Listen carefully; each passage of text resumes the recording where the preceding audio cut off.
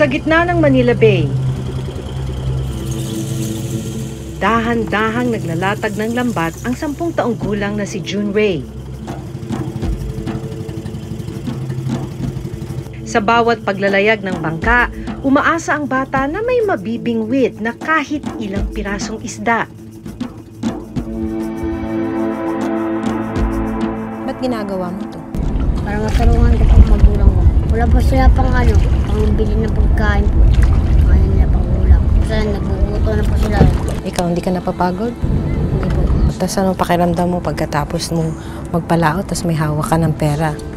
Masaya na po. May pangbigay po ako. Para makatulong po. Yung mga ibang bata dyan, naglalaro po. Ako, pag magkapera ako, bibigay ko sa mama ko. Pati po sa mga kapatid ko, kung gusto nila mga pera.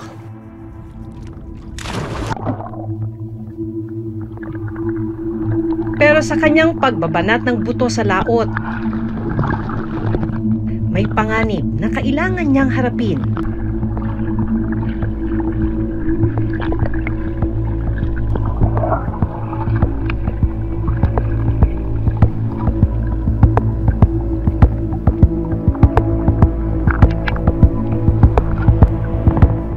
Ang pagsisid ni June Ray.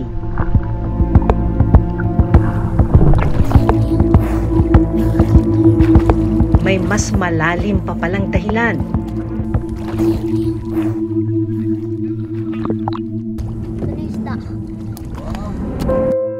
Pag makakaipon po ako, tutulungan ko po kuya para makalakad na siya, para masaya na po siya.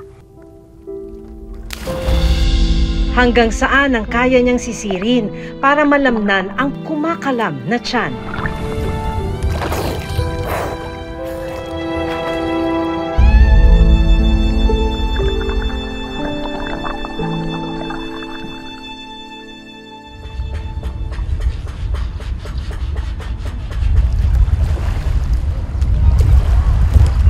Pagsikat ng araw, gatas at tinapay ang agahan ni June Ray Ronquillo.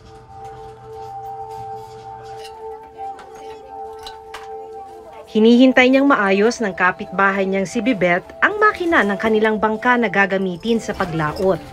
Ito lang naman kabulador lang ko gaayusin ko tsaka ito. Ang sira naman ito ay balbula na lumuag ba. Ngayon, konti na lang din naman, okay na siya. Ito, buhatin na natin. Kagabi di tayo nakalaot po.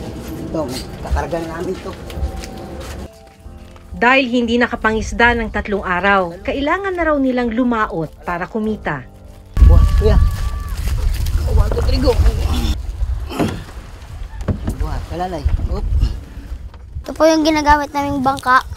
Tapos ito din yung lambat na pinapag-area po namin. Dito po pisto sa likod. Dito po ako umuupo. Tapos kung lumarga na po, dito ako po.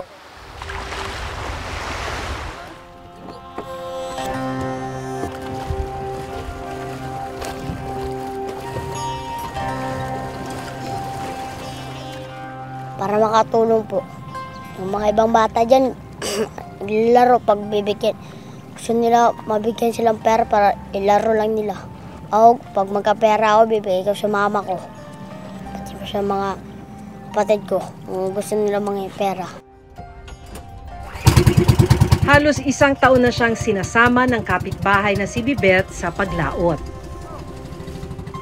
Masipag talaga siya, saka kursunada niya maglaot, ma'am. Bilib ako rin itong bata na to. Ini-spray niya yung magulang niya, yung mga kapatid niya doon. Kaya pag wala kaming huli, binibigyan ko si Quinta. Nangungulit siya minsan sa akin pag walang laot. Gusto niya talaga, porsigido talaga, ma'am, para kumita siya. Madalas din daw kasing gutom ang bata, kaya pursigidong makapangisda. Pagdating sa isang bahagi ng Manila Bay, sinimulan na ni June Ray mag-arya o maglatag ng lambat sa dagat.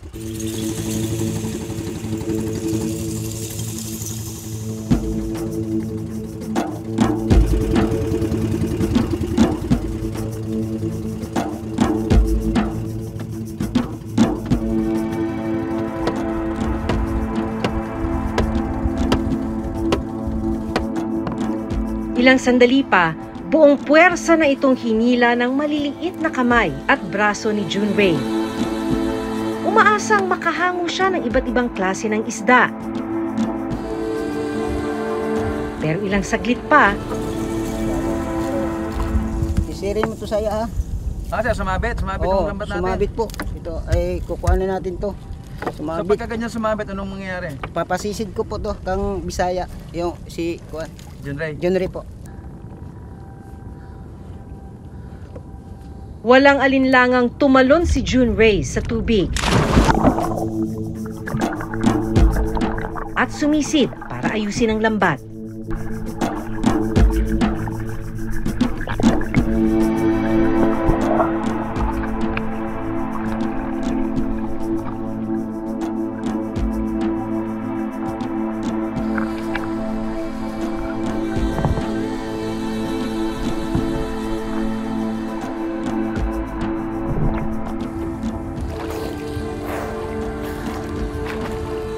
Nang makuha ni Junrei ang nagbuhol-buhol na mga parte ng lambat, dahan-dahan niya itong inayos.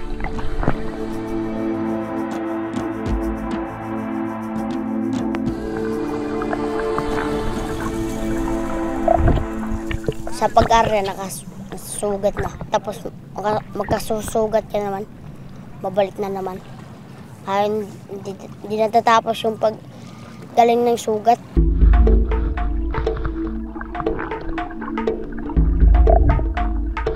Maya-maya pa, kinuha ni Junrei ang ilan sa mga isdang pumasok sa lambat.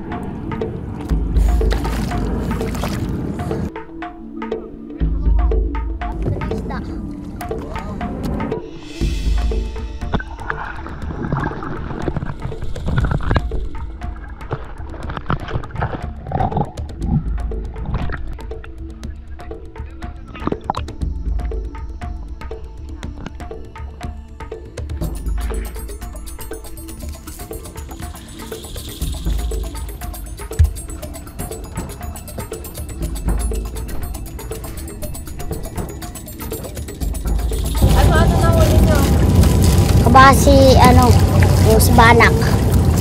Masaya ka. Oo, may huli na po kami. Alam ni Junrei na delikado ang paghahanap buhay sa dagat.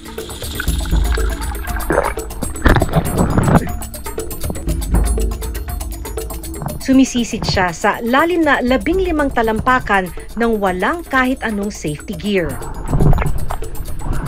Pero ito lang daw ang tanging paraan para may maiuwi siya para sa kanilang pananghalian.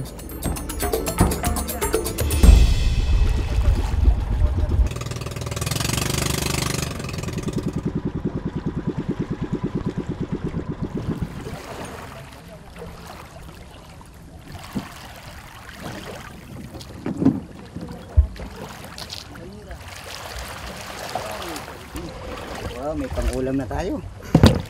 Pagbalik sa dalampasigan, wala pa sa kalahati ng batya ang huli ni na Junrei at Bibet. Kaya nagpasya na lang silang paghatian ang mga nahuling isda. Anong gagawin mo dyan? Bibigay ko po sa magulang ko. Ate po kami Yan, bibigay. at okay lang sa akin para may siya. May ulam naman doon sa bahay, huli namin kanina. Hindi nyo na pwede pagkakitaan to? Hindi na, okay na yan. Kahit na po mo, bibigay ko na po sa magulang ko.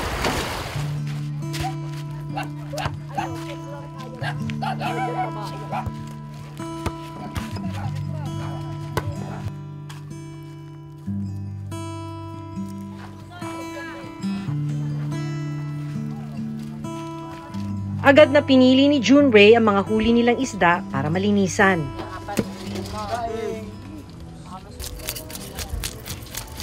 Nagpapahinga naman din po. Papahinga para sa mamaya naman para hindi mapagod sa paglalaot.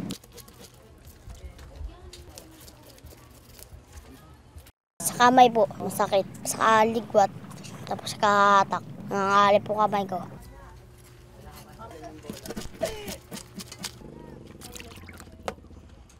May mga sugat din siya mula sa pag-aayos ng lambat sa ilalim ng dagat.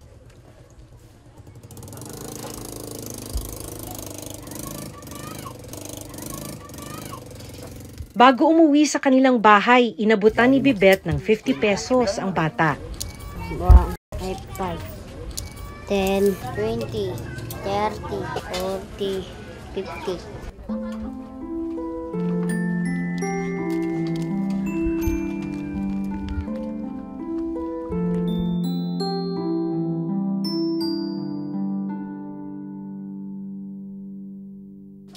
Ang pera, pinambili ni June Ray ng 1 kilong bigas Bili po ng bigas. Ha?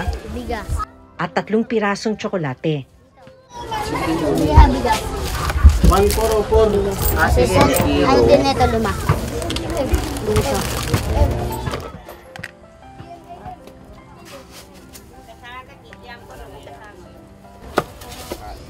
May expose si Kanisang ko ano na.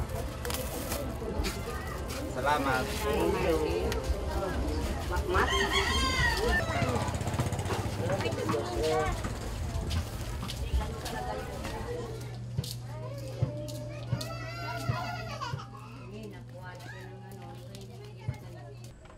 Pagdating sa bahay, sinalubong si June Ray ng kanyang mga magulang. Nagbihis ka?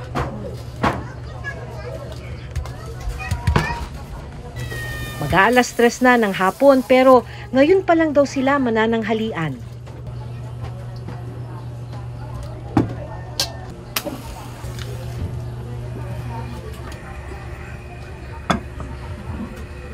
Kwento ng ina ni June Ray na si Mirasol, natanggal sa trabaho bilang janitor ang kanyang asawa nang magbawas ng tao ang pinapasukang kumpanya.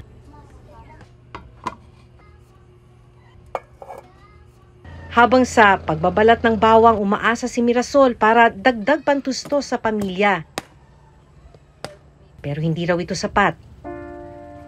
O maano yan yung bata na yan? Sus, kahit dati pa sa Mindanao, maliit pa yan, 5 years old.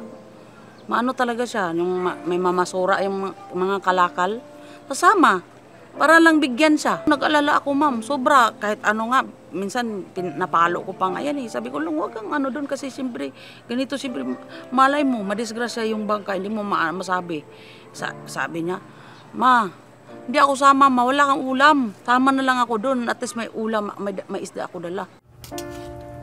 Nang maluto ang inuwing mga isda ni June Ray, pinagsaluhan na ito ng pamilya.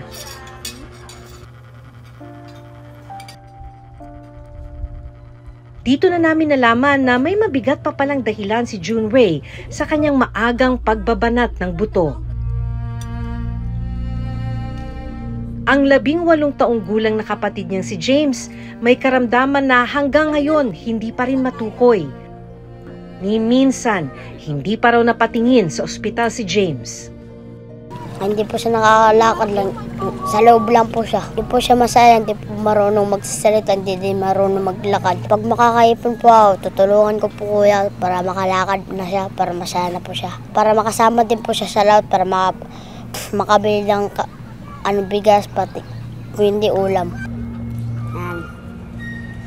Barko dong. Dami imon dong. Sana dong, makalakad ka na dong. Para maalam na namin yung ano mo dong. Anong sakit mo.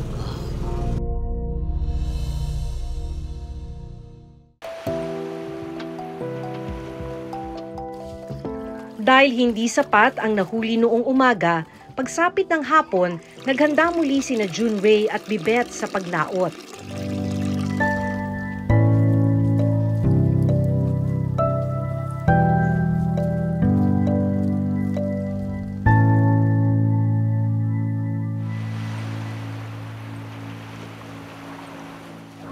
So, 2 beses sa isang araw sumasama si June Ray para mangisda.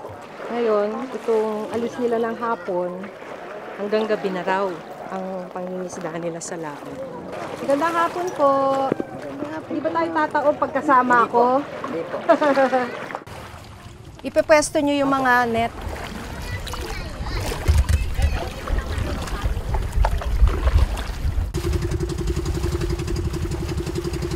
Saan banda?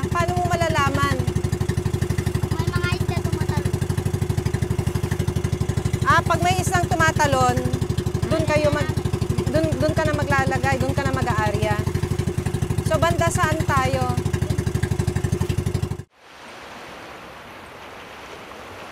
Nang makarating sa gitna ng dagat, wala nang inaksayang oras si Junrei. Ba't ginagawa mo to? Para matulungan ko pong magulang ko. Bakit kailangan mong tulungan? Yan, bata-bata mo pa. Wala pa sila pang pangbili ng pagkain po. Dahil sa hirap ng buhay, tumigil si Junrei sa grade 3 noong nakaraang taon. Pero babalik din daw siya sa eskwelahan sa susunod na pasukan. Babalik po ako sa pag-aaral. Very good. Bakit gusto mo nang bumalik? Para marunong po magbasa. Pangarap daw kasi ng bata na maging isang pulis balang araw. Sa gitna ng paghango ng lambat, ipinakita rin ni Junrei ang mga sugat na nakuha niya mula sa pangingisda. Bakit ka nagkakasugat sa kamay?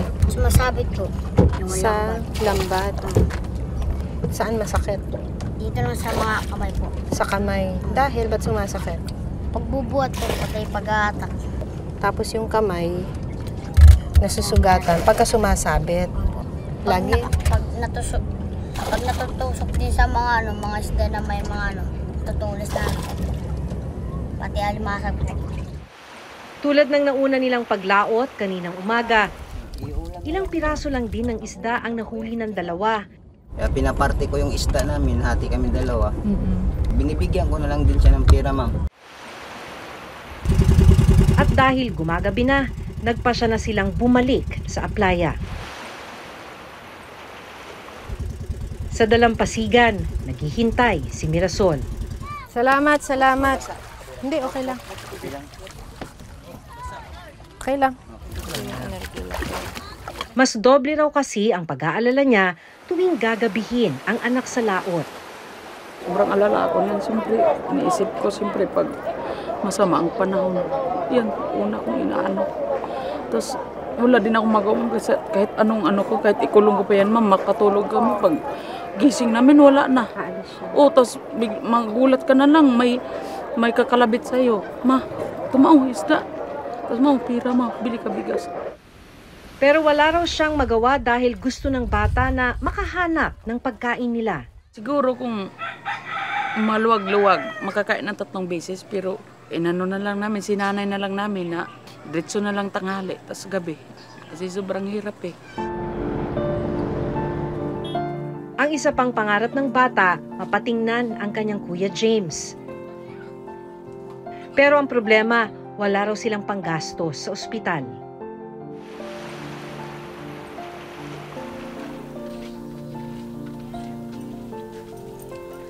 Inilapit ng Reporter's Notebook sa City Health Office ng Maynila ang kalagayan ng kapatid ni Junrei.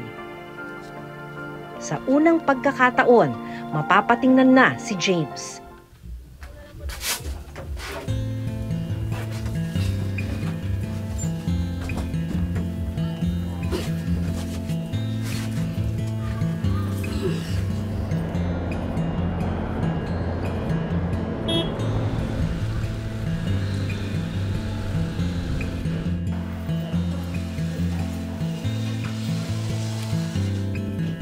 Hello! Pagdating sa ospital, iba't ibang espesyalista ang sumuri kay James. Sa inisyal na check-up, napag-alamang posibleng may global developmental delay o isang kondisyon kung saan naging mabagal ang pagdevelop ng utak ni James kumpara sa kanyang mga kaedad. Ito rin daw ang dahilan kung bakit hanggang ngayon hindi siya nakakapaglakad, nakakapagsalita o nakakakilos mag-isa. Dahil hindi nakakakain ng maayos at hindi sapat ang nutrisyong na ibibigay kay James, nalaman ding malnourished ang binata. Sa ngayon, mukhang ang kailangan talaga ni Dudong ay isang neurodevelopmental pediatrician. Meron kaming neuro at meron kaming developmental pediatrician naman po. So, i-refer po dun sa mga specialties po na yun. Ang importante, iti-take natin siya one step at a time. Si Junrei laking pasasalamat dahil sa wakas nasimulan na ang pagpapasuri sa kanyang kuya James. Pansin ko po din na Masaya na din siya po. Masaya na. Din ako, masaya na po din ako. Salamat po ako, nagtulong po sa kanya, nagpa-check up po. Ayon sa huling pag-aaral ng social weather stations noong December 2024, nasa 25.9% ng mga pamilyang Pilipino o mahigit 7 milyong pamilya ang nakararanas ng gutom. Tumaas ito mula 22.9% o mahigit 6 na milyong pamilya noong September 2024. Tumaas din ang bilang ng pamilyang Pilipino na nagsasabing sila ay mahirap mula 58% o mahigit 68 million families noong September 2024. Umabot ito ng 75 million families noong December 2024. Sa isinagawa namang survey ng social weather stations Enero nitong taon, lumalabas na isa ang problema sa gutom at kahirapan sa mga pangunahing issue na nakakaapekto sa desisyon ng mga botante sa darating na eleksyon. 87% ng mga tinanong ang nagsabing mahalaga na kabilang ito sa plataforma ng kanilang ibobotong kandidato. Kasama dyan, of course, would be pagtaas ng bilihin. Kung wala kang pambili or lumiliit yung kita mo or tumataas ang presyo dahil sa inflation, then likely naapektuhan yung abilidad mo para bumili ng pagkain, magluto ng mamalengke, etc. Susunod, binisita rin sila ng City Social Welfare and Development Office o CSWDO. Sana ito na po yung simulan na tulong po nila.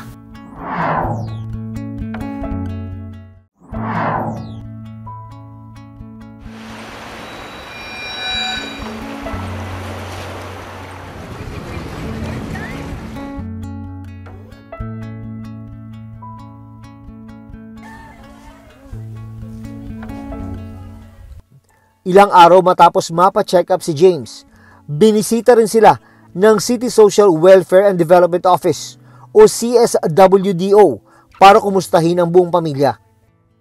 Pangako ng CSWDO, tututukan nila ang kalagayan ng pamilya, lalo na si Junray na kailangang makabalik sa pag-aaral. Priority din po namin sila sa mga available services ng department. Masaya naman po kayo, nakatulong po yung mga barangay po. Pa-check up na po si Kuya Dudong. Sana ito na po yung simulan na tulong po nila. Masaya po para pag marunong po magbasa tapos makapagtulong po sa magulang po. Maraming salamat po lalo na sa kuya ko na pina-check up na po.